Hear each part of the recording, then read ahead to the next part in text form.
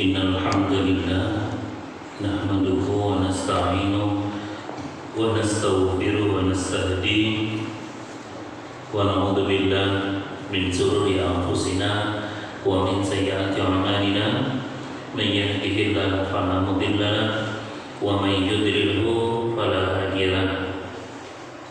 Asyhadu an la ilaha illallah wa asyhadu anna Muhammadan abduhu wa rasuluhu. Allahumma shalli ala Muhammad wa ala alihi wa ashabihi ajma'in. Amma ba'd.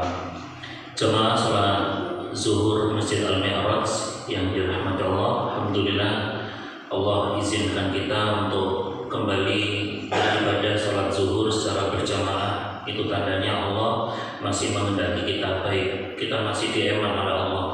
Allah tidak sibukkan kita dengan urusan dunia yang tidak ada ujung dan tidak ada rampung-rampungnya. Ketika waktu sholat tiba, Rasulullah SAW mengatakan kepada Bilal, "Ya Bilal, arihna bis sholat." Wahai Bilal, istirahatkanlah kami dengan sholat. Uju'ilat qurratu aini bis sholat, dan dijadikan penyejuk hatiku dalam sholat. Jadi kalau kita sholat, kita merasa tenang, merasa nyaman dan lain sebagainya. Itu artinya kita dikehendaki kebaikan oleh Allah Subhanahu wa Ta'ala. Jemaah yang dirahmati Allah, kita masih membahas seputar ibadah tata cara wudhu bagi orang yang sedang sakit. Silakan dibuka halaman 46 bab ke-7. Jika pada beberapa anggota badan yang merupakan bagian yang harus disucikan mengalami luka, maka bila mampu ia harus membasuhnya dengan air. Tapi bila membasuh dengan air mempengaruhi lukanya, ia dapat mengusapnya saja dengan air. Jika mengusapkan air saja juga berpengaruh terhadap lukanya, maka ia bisa tetap mengencangkan pembalut lukanya atau kit dan mengusapkan dengan air. Bila itu juga tidak bisa dilakukan, maka ketika itulah ia boleh bertayamum setelah dalam keadaan suci. Adapun bila lukanya ditutupi dengan plester, pembalut, kit dan semacamnya, maka dalam kondisi ini cukup mengusap pembalut luka tersebut dan tidak perlu membasuhnya. Jadi ketika dia sakit ya, mungkin diperban, terus perban itu nggak mungkin dilepas ya, maka cukup mengusapnya saja. Ya, kalau dia mampu wudhu, umurnya mampu, basuh mukanya, mampu tangannya, maka cukup diusapkan saja. Kalau dia tidak bisa mengusapkan, di pertemuan yang lalu sudah kita terangkan, boleh diusapkan oleh orang lain, boleh diwudukan orang lain. Mungkin bisa tidak di YouTube itu tata cara wudhu bagi orang yang sakit, yaitu diwudukan pakai spray, yaitu di channelnya Rumah Sakit Islam Jakarta kalau nggak salah. Itu bagus, agar tetap seorang yang dalam kondisi sakit itu tetap tidak meninggalkan kewajiban yang namanya sholat ya. Emang ya, kalau sudah sakit dapat dosa. Orang beriman itu sakit harusnya mendapat pahala. Orang beriman itu dapat musibah dapat pahala, diuji dapat pahala. Bagi orang kalau sakit sabar, dia bisa ibadah tapi dapat pahala. Yang paling bahaya, sudah sakit dia tidak sholat, tidak tertimpa musibah, dia melakukan dosa. Sebelum memakai kit, tidak disyaratkan harus dalam keadaan, tidak disyaratkan harus dalam keadaan suci menurut pendapat yang lebih kuat, karena dia kondisinya sakit, nggak mungkin kan dibersihkan, disabuni.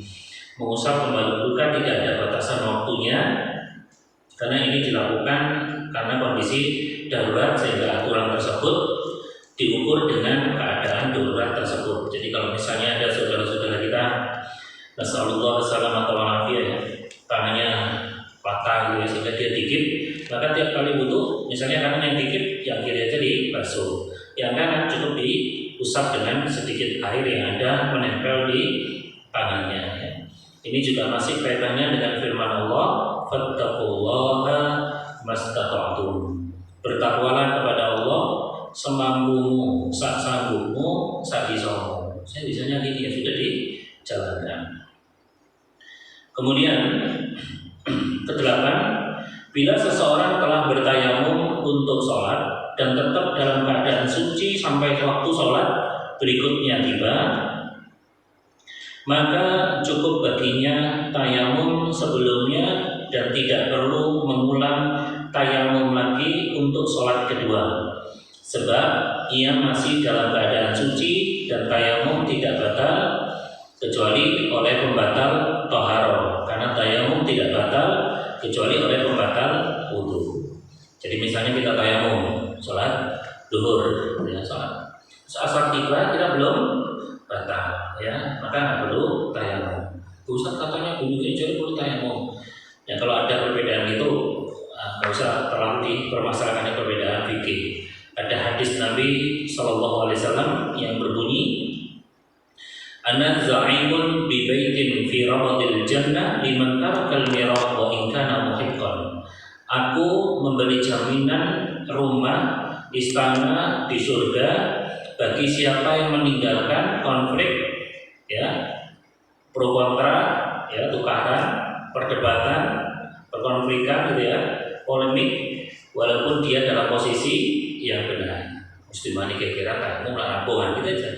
Jadi orang yang hobi ngalah, senang ngalah, Allah jamin, Allah janji akan bangunkan istana di surga. Bukan istana gua, bukan istana dia, ya. Tidak ada apa-apanya, istana surga. Batu batanya dari emas, pasir yang nempelnya dari yakut, mutiara, marjan, ya, insya Allah. Makanya gampang ngalah saja di jalan, serempetan. Ini serempetan tinggi, nggak usah ngalah, nggak usah ya. Orang kalau sudah ngerti ilmunya, nah ini ya, kalau kita semakin ngaji surat Al-Ahzab, ya, ayat 9 ya. Qul hal yastawil ladzina ya'lamun wal ladzina la ya'lamun. Orang bodoh tidak sama orang yang sudah berilmu sama yang tidak berilmu. Apakah sama orang yang ngaji sama orang yang ngaji? Apakah sama orang yang sudah ngerti agama sama nggak ngerti agama? Sama enggak? Tidak sama. Orang kalau ngerti agama, ya wis tak ngalah, dah kasih ini aja. Udah saya selesai. Ya, jangan sampai dunia itu ditaruh di hati. Pada yang bercerita ya, gara-gara saya petak mobil sampai tukaran, sampai ke kepolisian. Padahal diselesaikan, ngalah selesai. Ingat hadis itu aja, nggak usah bener-beneran ya. Wis ngalah-ngalahan. Ya, ana za'imun bi baitin fi rabadil jannah liman tarakal mirah wa in kana muhiqqan. Saya menjamin rumah di surga siapa yang meninggalkan perdebatan walaupun dia di posisi yang benar. Ya sudah, saya tak ngalah, ada saya ganti. Udah habis berapa saya selesai. Insya Allah diganti oleh Allah daripada urusan yang lebih panjang. Kadang di jalan gitu, gara-gara serempetan sampai tukaran, sampai ke pengadilan. Ingat-ingat hadis itu aja ya. Termasuk ini ya, katanya harus tayamum untuk sekali ya. Apa beratnya? Saya beberapa detik tayamum lagi selesai kan, daripada harus memperdebatkan ya. Jadi biasakan gitu aja. Saya nggak mantap itu ya silakan tayamum lagi selesai. Tidak dibuat mudah. Apalagi ini bukan masalah yang pokok ya, yang asas ya. Bukan masalah yang sampai keluar dari Islam bahasanya gitu ya. Bukan perkara sampai menjerumuskan ke neraka ya. Orang sudah tayamum lagi kan ada masalah ya Allah. Baik. Kesembilan, orang yang sedang sakit wajib menyucikan badan, pakaian dan tempat sholatnya dari segala najis. Jelas ya, bila ia tidak mampu melakukan salah satu itu semua dan tidak menemukan orang lain yang dapat membersihkannya dari najis, maka ia boleh mengerjakan sholat dalam kondisi itu. Sholatnya sah dan tidak perlu mengulang. Akan tetapi bila ia mampu mengganti bajunya dan yang bernajis dengan baju lain yang suci, atau dapat menggelar tikar yang suci di atas ranjang yang bernajis, maka ia wajib melakukan. Jadi kalau misalnya kondisinya super darurat, dia sakit sendiri, ceritanya si sakit ini jomblo, ya. Jomblonya itu sudah jomblo akut, jomblo parah, ya. Udah tahun berkali-kali ditolaki. Dia sakit, tidak ada yang rumah, yang lemes, sehingga dia pakai baju yang sudah kena najis, yang mungkin memang tipisnya, karena sih ganti dia harus berbaring. Ya, sedangkan waktu sholat jangan mepet. Udah dia sholat dalam kondisi seperti itu aja. Ini yang belum cebok, ini belum dibersihin, udah bismillah sholat dalam kondisi seperti itu. Kenapa? Karena kondisinya sangat darurat. Kurang apa? Islam masih kemudahan. Ya, karena ada yang kisah di banyak orang ketika sakit dipandu ucap la ilaha illallah nggak bisa, karena sebab utamanya adalah dia ketika sakit tidak menjalankan sholat. sholat eman, ya tetap aja sudah tahu ilmunya. Makanya kadang-kadang saya agak heran ya, kalau nggak ngerti agama, mending kan nggak usah ngomong agama. Gak mantap aku gak rusik kabeh, mending kubar. Lek sehat baru tak kodok, tak ganti kabeh. Jalannya siapa? Sakit seminggu nggak sholat, habis minggu sembuh dia kodok ganti semua. Tidak ada seperti itu. Kalau orang yang mohon maaf, kalau nggak ngerti agama, mending diam, tanyakan sama ahlinya. Maaf, Bapak Ibu di kompetensinya di bidang kesehatan, kedokteran, keperawatan dan sebagainya. Ada orang yang ngerti kedokteran melok ngomong bab kedokteran, ada orang nggak ngerti bab COVID melok bahas COVID. Ya sih kok sok pinter, bahasanya seperti itu kan. HP Anda rusak, taruh tukang HP counter, yang ahli nggak mungkin taruh ke Ustaz. Ustaz HP saya rusak, Ustaz itu menyuruh rupiah. Nggak ngerti ya, buang aja akan gue. Counter yang tahu. Udah nonton saya pokoknya terima beres terima jadi habis berapa. Demikian pula mau nggak ngerti agama, yang bikin agama ini kacau dan rusak itu terkadang semua orang ngomong agama. Demikian pula kedokteran biar nggak rusak, keperawatan sesuai disiplin keilmuan itu tidak boleh semua orang berbicara yang tidak pada bidangnya. Itu bikin kacau, bikin rusak. Saya pernah yang dengar ya, saya suka mantap aku lagi sholat itu ambil rusuh najis kok ambil kering terus mending kok tak ganti. Saya nggak tahu syariat dari mana, ini sholat gak loro gak sholat, habis sembuh baru mengganti sholat-sholat yang tertinggal. Qadha sholat, mengganti sholat itu hanya ada pada dua keadaan dalam hadis Nabi SAW. Nanti ada di pembahasan sholatnya orang sakit, yaitu menama an sholatin, ya, siapa yang ketiduran dari sebuah sholat, au nasiya atau lupa, fakaffaratuha ayyusalliyaha idza dzakaraha. Maka kafarahnya, hukumannya adalah dia sholat begitu ingat. Contoh ya, Bapak baru ingat, astagfirullahaladzim, saya tadi subuh itu ya Allah, iya saya belum sholat. Ya Allah, iya tadi saya bangun langsung, ya Allah, ya langsung maju, langsung pulang. Ada ingatnya sekarang, kodok sholat subuh sekarang. Ini maksudnya mengkodok karena apa? Lupa. Atau mungkin cukup apek luar biasa ya, terus dia harus tidur, saya cukup apek gak kuat, jam 10 tidur, 10 siang. Bangun jam 4, ketiduran kan, ketinggalan zuhur sama asar. Maka begitu bangun dia langsung apa? Nggak boleh, harus nggak boleh wudu, harus buka mata dulu. Bagi guru langsung sholat. Jadi kan baru dia mengganti sholat-sholat yang dia tinggal. Ya zuhur 4 rakaat, asar 4 urut aja ya, yang lebih aman urut saja. Itu insya Allah mendapat yang roji ya. Kalau dia nggak urut ya memang ada pendapat ya. Karena inna sholata kanat 'alal mu'minin kitaban mawquta. Sholat itu waktunya sudah ditentukan. Ya. Baik itu ya. Jadi orang kalau yang ke-9 ya, yang sakit, raso, bajunya kotor, tidak ada yang ganti. Sedangkan waktunya sangat pendek, bisa subuh kan, tidak bisa dijamak kan. Kalau sholat-sholat kan bisa dijamak. Nanti ada pembahasannya. Orang sakit boleh menjamak sholat, mungkin di pertemuan berikutnya. Ya, jadi dia sholat dalam kondisi seperti itu. Di rumah sakit dia maaf ya pakai kateter ya, belum ada yang membersihkan. Dia sudah sholat seperti itu karena kondisimu itu darurat. Dalam Islam itu ad-daruratu tubihul mahdurat. Segala sesuatu yang darurat itu membolehkan yang mahdhur, yang haram yang nggak boleh itu jadi boleh. Makan babi jadi boleh kalau darurat. Ya, minum khamr benar-benar darurat ya. Darurat itu dalam artian ada hubungannya dengan nyawa ya, maka diperbolehkan. Selanjutnya ke-10, orang yang sedang sakit tidak boleh mengakhirkan sholat dari waktunya disebabkan oleh ketidakmampuannya untuk bersuci. Sebaliknya, ia bisa bersuci sebatas kemampuannya dan menyucikan badan, pakaian, dan tempat ia sholat di atasnya. Bila ia tidak mampu menggunakan air, ia bisa bertayamum. Sedangkan bila ia tidak mampu bertayamum, maka kewajiban bersuci gugur darinya. Ia boleh sholat dalam kondisi saat itu, masya Allah. Ada nggak orang raiso tayamum? Bisa tidak? Misalnya kasusnya dia masya Allah sakit parah, digantung tangannya gini, kakinya gini kan. Yang tayamum ini nggak ada.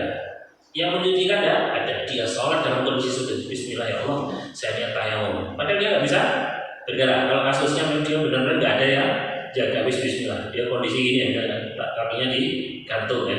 Terus dia sholat pakai apa? Isyarat Allah, Bismillahirrahmanirrahim, Alhamdulillah, terus Allah Akbar, Subhanallah, pakai kedipan mata. Loh itu loh ya, puncaknya Islam pokoknya gini Pak. Kan dulu sudah kita kupas, semakin sulit semakin gampang. Saya nggak bisa sholat berdiri, sulit kan? Ya sudah, ada sholat duduk. Duduknya kayak apa? Duduk silong nggak apa-apa, duduk senden nggak apa-apa, duduk di kursi nggak apa-apa. Saya nggak bisa duduk, nggak ada yang ini sakit ini. Sudah ada sholat sambil berbaring, badan ke kiblat atau di kasur, kurang nggak bisa saya sholat. Tidak ada sholat pakai isyarat mata, kan? Tambah sulit, tambah gampang. Rumus Islam itu gitu ya. Karena ini kondisinya darurat. Ya ini tidak berlaku kalau kita sehat ya. Harus alasan wudhu bismillah niat wudhu, tapi nggak berwudhu, nggak berlaku karena nggak darurat. Ya. Saya pernah Pak, mengalami keadaan super darurat dan dalam keadaan saya waktu itu kami ke Kediri, mobil mogok di sana. Insya Allah ada. Dan timing bel putus pasti harus ngandang. Saya sedangkan pagi saya harus ada raker sama sekolah. Ini bingung nih, bis di Jalan Antang ya maksudnya di dalam kandangan lah. Gak ada bis, sudah habis. Saya ke bengkel jam berapa udah selesai. Jadi bis sudah nggak ada sampai malam ini Pak, nggak selesai nih Pak, besok malam baru selesai nih mobilnya. Akhirnya kita terus tidur di mobil itu ya, di tukang bengkelnya itu. Pak bis paling pertama jam 3, apalagi hari Ahad saya masih ingat. Akhirnya berangkat kita, udah dan full bisnya, masya Allah. Jadi jam 3 saya dalam keadaan berdiri. Ini kan super darurat berdiri. Ini sudah waktu subuh, waduh ini sampai malam jam 6. Jam 3, jam 6 bis Puspa Mendaran bengkel itu. Gak bisa sholat, gak bisa turun, gak bisa sholat sambil duduk. Bismillah, saya tayammum berpegangan. Saya sholat dalam kondisi saya dalam keadaan pegangan ini. Karena kondisinya super darurat. Ini darurat sekali, ini gak bisa saya tinggalkan. Saya mudun ya mungkin saya jam 7 harus raker, padahal bis sampai sana jam 6. Bismillah. Karena ini kondisinya apa? Darurat. Kalau mungkin bapak-bapak mengalami hal seperti itu, kan nggak bisa mudun. Ya kalau sholat sambil duduk di bis enak, gini kan? Ini nggak bisa, insya Allah. Ya, semakin sulit semakin mudah. Yang ke-11, pasien yang menderita inkontinensia urin atau kencing secara terus-menerus, bahasa agamanya itu salisul baul, mancur terus, ya. Pendarahan tiada henti atau selalu buang angin dan belum dianugerahi kesembuhan dalam pengobatannya, ia harus berwudu setiap hendak sholat setelah waktunya tiba. Ia harus mencuci badan dan baju yang terkena najis, atau ia menyediakan baju yang suci khusus untuk sholat bila itu bisa ia lakukan. Selain itu ia harus berhati-hati guna mencegah penyebaran air kencing atau darah di baju dan tubuhnya atau tempat sholatnya. Ia hendaknya melakukan itu pada waktu sholat selama ia mampu dan membaca mushaf hingga waktu sholat habis. Ia bila waktu sholat telah selesai, maka ia hendaknya mengulangi wudhu atau tayamum bila tidak mampu melakukan wudhu. Sebab Nabi SAW memerintahkan wanita yang sedang istihadah agar berwudhu tiap kali sholat. Jadi kasusnya kalau ada orang kena penyakit salisul baul, ya, pipis terus atau buang air terus. Ada yang jamaah saya di kelas itu cerita, saya itu sakit sekarang. Jadi dia kalau mau sholat sampai masjid, saking berjamaah, orang itu obat betul ya, masya Allah. Jadi subuh itu mesti jamaah, tidak ada serang. Dia sampai masjidnya mau terang, begitu mau ada wudhu, dia bersihkan pakai sarung, langsung dia sholat. Karena kurang lebih setengah jam dia sering buang angin, yang itu buang angin, untuk terus kadang 10 menit, 15 menit. Nah gimana kalau dia, karena ini kan sakit, jadi caranya ya, kalau misalnya ada kasus orang sakit itu, ketika dia mau sholat dia langsung wudhu, dan tentunya ini sholatnya di rumah aja ya, karena ini menimbulkan madorot ya. Sholat dia habis wudhu dan ketika mau sholat, Allah Akbar, baru waladolin amin terus buang angin, ya terus dus mentok terus ya. Atau dia pipis ya, dia mungkin pakai selang atau pakai pempes. Gimana ini karena kondisinya apa? Sakit. Allah berjur dan apa? Karena apa? Kondisi. Sekali lagi karena ini kondisinya. Kan tidak mungkin dia meninggalkan sholat, tidak mungkin diganti, tidak ada dalil, tidak ada perintah untuk mengganti. Begitu dia sembuh tetap kerjakan. Ya, berharap ya kalau sakit kayak gitu tetap sholat. Kalaupun dia mati tetap dalam keadaan apa? Sholat. dan mati tidak. Ini firman Allah juga ini kan At-Taghabun 16 ini ya dasarnya. Fattaqullaha mastata'tum, bertakwalah kepada Allah semampumu, sekuatmu. Gak iso ngentuk terus. Ya sudah, gak apa-apa. Ada orang enggak sholat batal kok dikodok, makanya nggak ngerti agama sebaiknya diem. Saya pernah bisa main sholat Bismillahirrahmanirrahim. Terus ya aku amin butuh sholat. Lalu baru Fatihah untuk ya ada kan amin dulu. Bismillah nggak apa-apa. Dasarnya apa saya bacakan ini. Saya khawatir bukan masalah hati Anda yang tertutup ya. Qurannya jelas, hadisnya jelas, masa belum dikerjakan. Belajar ini ngomong ya. Dalam belajar agama itu bukan pakai kitab. Ada kitab yang menyesatkan. Bapak Ibu ya, bahaya kitab ini terus keluar kitab ini. Judul kitab ini adalah Fathul Jari ya. Jadi di sini jari ini. Jadi agama mek jari ini. Nah jari ngomong sholat kudu milih jari. Bahaya kalau ngaji itu pakai jari. Ngaji itu Qurannya gimana, hadisnya bagaimana. Bukan katanya. Nah jari ngomong rame yang sholat ngentut di pas lorong, kok dikondok, kok diganti pas waras ya. Ini Anda sebulan sakit. Masuk ganti sebulan, terus yang jadi misalnya Anda sebulan tak sholat terus sampai mati ya kan? Mati gimana? Anda mati si 2 minggu mati meninggalkan sholat. Allah Maha Pengampun. Nah, tapi Anda penyengaja. Makanya fas'alu ahlan dzikri in kuntum la ta'lamun. Tanya pada yang ahlinya kalau kamu nggak tahu. Ada sebuah kisah. Jadi ada seorang sahabat itu yang sakit panas ya. Dan ketika dia panas malamnya dia tuh junub, ya, si kober-kober ya, demam-demam, wik-wik ya sama istrinya. Terus dia tanya, subuhnya itu mau sholat, karena otomatis kalau junub harus mandi besar ya. Terus dia tanya sama orang yang nggak ngerti, jawabnya itu orang nggak ngerti. Terus aku ini membangi junub lah, ini demam, aku harus mandi atau enggak ya? Saya kan mau sholat subuh. Terus si orang yang nggak ngerti ilmu ini katakan, sampai gue kudu adus, namanya junub wajib lagi. Aku demam, wis tetep wajib, gak peduli. Kalau salah aku demam junub. Akhirnya Pak, kisah itu nyata ya. Dalam kita ada waktu masalah. Terus orang ini mandi. Gimana kalau di kedokteran demam mandi? Bayar, tak bayar ya. Dan orang ini mati. Meninggal dunia terus diadukan pada Rasulullah SAW. Ya Rasulullah, orang ini tadi demam terus dia mandi, katanya harus mandi. Kemudian turun ayat diantaranya tanyalah kepada ahlinya. Fas'alu ahlan dzikr. Tanya sama ahli kalau kamu nggak ngerti. Kalau nggak ngerti namanya tanya sama ahli agama. Tanya sama ustaz, seorang ulama, masyayikh, ya dan lain sebagainya. Masalah rumah aja tanya pada ahlinya. Masalah motor aja tanya sama ahlinya. Masalah agama nggak mau tanya sama ahlinya. Motor Anda rusak, servis di bengkel-bengkel resmi, Anda cuma dikasih nota, Anda pernah komplain, ini kok ini rusak apa? Bis tinggal bayar, selesai.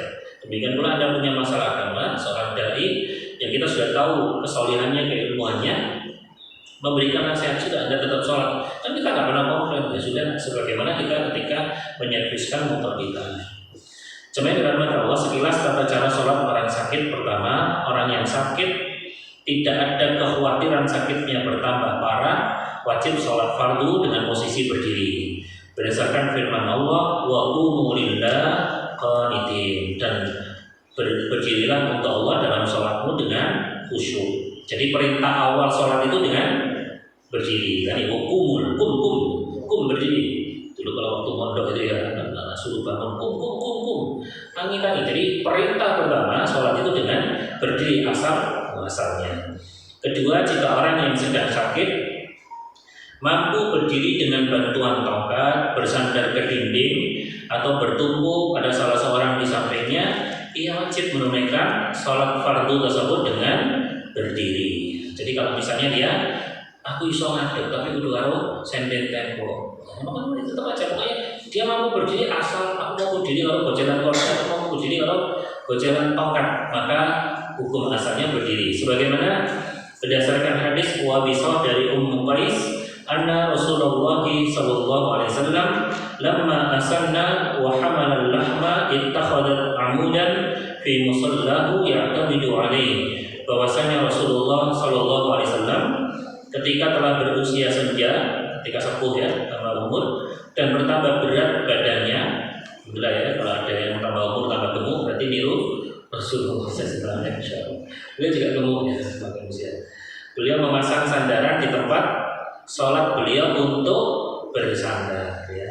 Jadi beliau ketika sudah semakin gemuk beliau bersandar. Alasan kedua, yang mampu berdiri tanpa ada risiko yang membahayakan berdasarkan hadis Imran bin Husain radhiyallahu anhu bahwa Nabi SAW bersabda kepadanya, sholatlah dengan berdiri. Nah, gambarannya seperti itu ya. Dalam tiga sholatnya sambil bawa tongkat atau sambil sendeng di tiang masjid atau sambil berpegangan di kursi dan lain sebagainya. Insyaallah ya. Baik, jemaah dirahmati Allah, itu insyaallah nanti di pertemuan berikutnya kita bahas halaman 54 ya.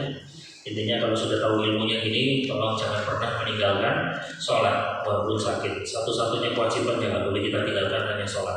Anda nggak punya duit boleh nggak haji, boleh nggak umrah, boleh nggak zakat. Anda safar boleh nggak puasa. Tapi Anda nggak punya duit wajib sholat. Anda safar wajib sholat. Anda sakit wajib sholat. Satu-satunya kewajiban yang boleh kita tinggalkan mulai akil balik sampai mati hanya sholat. Alasannya karena ada miliaran manusia yang sudah mati ingin dihidupkan kembali ke dunia pada sejenak untuk sholat, untuk beribadah kepada Allah Subhanahu wa Ta'ala. Semoga bermanfaat. Mudah-mudahan sepeninggal kita dari majelis ilmu ini Allah ampuni dosa-dosa kita. Yang sakit diberi kesembuhan oleh Allah Subhanahu wa Ta'ala. Yang kekurangan semoga diberi kecukupan oleh Allah Subhanahu wa Ta'ala. Yang terlilit utang semoga Allah memberi rezeki yang luas, yang banyak dan yang barokah. Dan semoga Allah menggolongkan kita menjadi hamba yang istiqamah sampai Allah tabaraka rahman menutup hidup kita dalam keadaan husnul khatimah. Amin ya rabbal alamin. Subhanakallahumma wa bihamdika asyhadu an la ilaha illa anta astaghfiruka wa atubu ilaik. Assalamualaikum warahmatullahi wabarakatuh.